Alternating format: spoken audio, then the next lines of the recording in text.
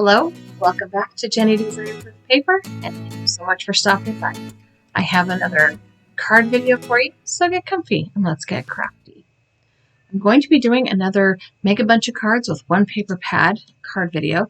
This is an Echo Park 6x6 paper pad, and there are a few tags or whatever you want to call them in this paper pad. I will be using just 2 of the pages, but lots of the papers to create the backgrounds for the cards.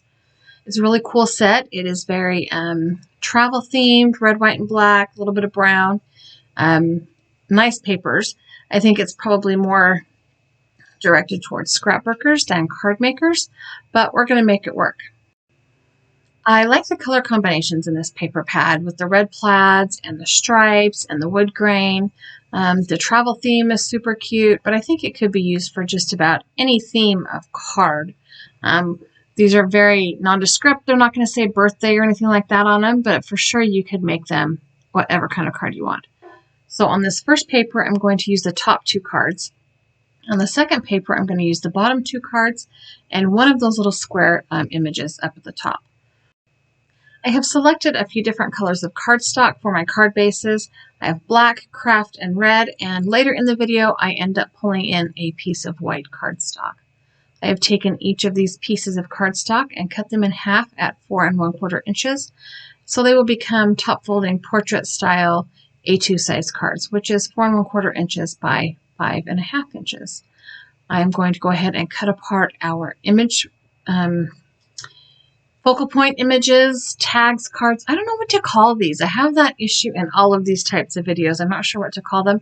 I'm going to call them tags because, you know, if you were scrapbooking, I guess it would be kind of like a photo tag. I will go ahead and cut apart these little squares, but I end up only using one of them on one of the cards. I think that little Volkswagen Beetle looking car with the packages on top, or suitcases on top rather, is super cute. On this card, or this piece of paper, I'm only going to use those 2 tags at the top. I thought about cutting apart the little ticket shape pieces and using them as sentiment strips or something like that, but they didn't really work, so I didn't worry about it.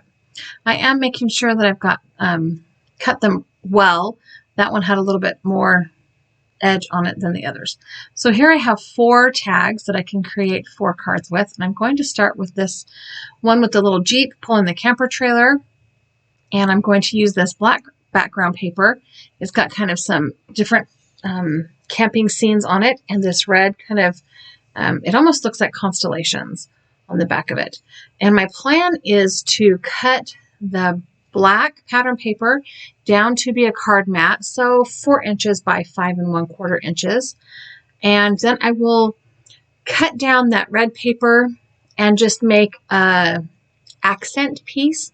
I'm cutting it at about 2 inches. And so right now it's like 2 by 5 1/4. I will end up having to trim that back down a little bit more. I decided to go ahead and use the craft colored cardstock. I think this is Stampin' Up's Crumb Cake because that's my favorite craft cardstock. And I'm just going to go ahead and assemble these cards. So the cool thing about using pattern paper is that you know all of the colors coordinate, right? You don't have to worry about things not looking good together. So that's one reason I love to make a bunch of cards out of pattern paper stacks. I did decide to mat our image piece, our focal point, with some of the same colored cardstock as our card base, just to give it kind of a little bit of a pop off of the background. And I'm not measuring that card mat or that image mat. I'm just kind of taping it down with my ATG tape and then trimming it with my trimmer. So now I'm just going to go ahead and put these things, these pieces together. I have the card mat on my desktop. I have adhered the stripe over the top of it, and I'm using the grids on my work surface as a method of making sure that it's lined up straight. And then I've just pulled my trimmer in and trimmed the excess. Now I just need to decide how far up the page I'm going to adhere the focal point. I did decide to go ahead and use foam tape. This is what's left of my 3M foam tape. I did get another roll. I will never run out. And I'm again going to line that up with my grid and just place that down in that kind of bottom right-hand corner. I will go ahead and add some double-sided adhesive with my ATG gun and adhere that to the card base. And just like that, card number 1 is almost finished. I am going to go ahead and put a piece of copy paper on the inside so that there's a place to write a message to whoever gets this card. I don't have any real specific person I'm going to send these cards to. I just really enjoy making a bunch of cards with these pattern paper stacks so that I have cards when I need them. Okay, now on to card number 2. I'm going to use this white and black background, or focal point, tag, whatever you want to call it. And I'm going to go back and forth with deciding which one of these little images I want. First I thought the black one, then I thought the car, and then I went ahead and went back with this little black badge. I will use a red card base for this card. And then I just need to pick out some pattern papers to go behind it. I like this brown one that has kind of a car logo. And I also like the black buffalo check on the back of that one. So easy peasy, one piece of paper. I will cut this down to be 4 by 5 1/4 inches, just like the other one. This is the main mat on the front of the card. And then I'm going to figure out how to line everything up. It's all just a matter of, well, visually how you like it, right? So there are some design things that you need to take into account. I guess need isn't the right word, that I usually try to take into account. One of those things is the rule of 3s. So if you imagine that your card front is divided into 9 squares, kind of like a tic-tac-toe board, you want to make sure that your images are covering 3 squares. So on this card in particular, my buffalo check pattern paper is kind of covering those right 3 squares, but also it flows kind of into the middle 3 squares. And then my focal point kind of stays down into the middle right side of that card. I decided again to put a backer on this focal image, again, just to pop it up off the back of the card. I think for card makers that pattern paper packs are a perfect way for new card makers to start. You just have to make sure that it is images that you like and patterns that are small enough to be put onto card fronts. I know a lot of the 12 by 12 pads are, sometimes the patterns are a little bit too big. I did get a little bit tired of my paper sliding all over. I'm still kind of getting used to this glass work surface. So I just put a little piece of adhesive on the back of my pattern paper to hold it in place, and easy peasy lemon squeezy, right? So I am going to go ahead and just adhere our mat down to our card front. And all that's left now is to, well, not all that's left. The next step will be to add the focal images onto the front of the card. And I decided to change the layout of these little focal images, mostly because adding the mat made them a little bit bigger than they were when I was thinking about the placement beforehand. I will use a little bit of foam tape on our little square just to pop it up, add some dimension, and make it look and feel a little bit more elevated. I don't know. And then again, I have a piece of copy paper to go on the inside, especially because this is a dark cardstock. The other option would be to write on the inside of your card with a white gel pen, which I totally have done, but it takes a while to dry, and I'm usually a little rushed getting things in the mail. Okay, card number 3, we are going to use this pattern paper with the stack of suitcases, the black paper from before, and a black cardstock card base. That felt like it was unnecessarily repetitious. I have scored that in half, just like the others, and we're going to go ahead and trim down the suitcase paper. This is a super cute paper, one of my favorites in the pad. I am trying really hard to use my favorite papers and not hoard them, because what is the point of spending all of my crafting money on paper that I just hang around with forever, right?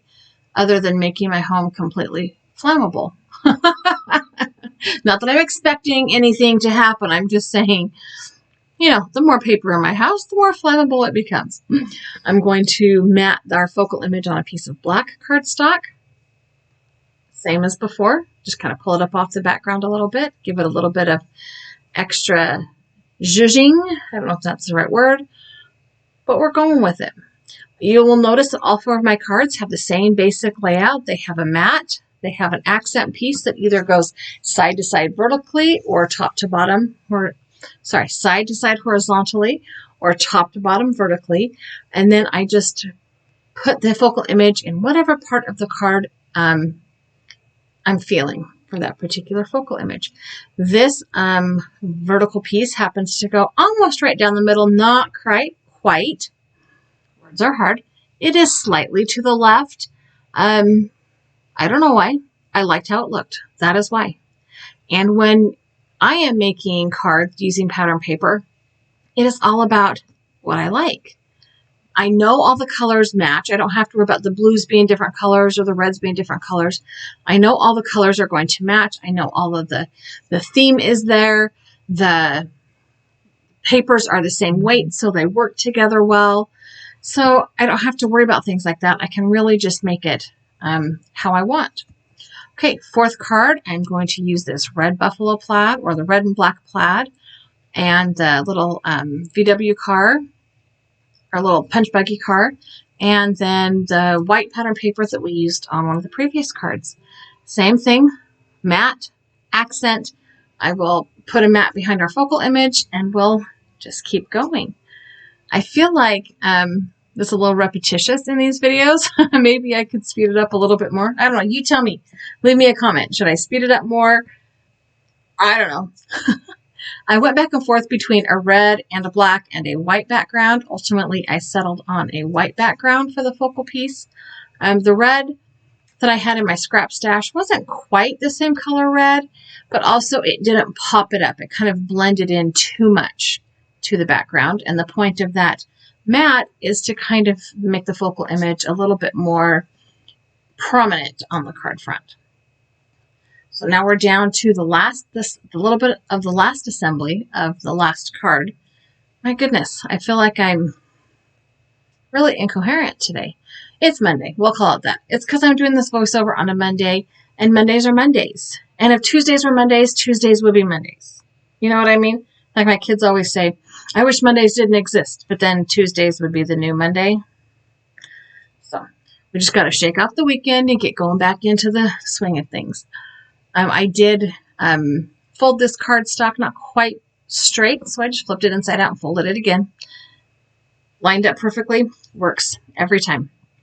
Going to add a little bit of foam tape to the back of this focal image again and center it kind of to the bottom left of my grid this time. And there we go. We have 4 cards that are adventure-based, travel-based. They could be any kind of a card, congratulations, graduation, a birthday, or whatever. Thanks for sticking through the whole video. I have selected a couple of other videos here for you to watch, and I have attached a subscribe button. If you have not yet subscribed to my channel, I would love it if you did. Leave me a thumbs up, leave me a comment, tell me what you want to see next. And like always, have a really great day.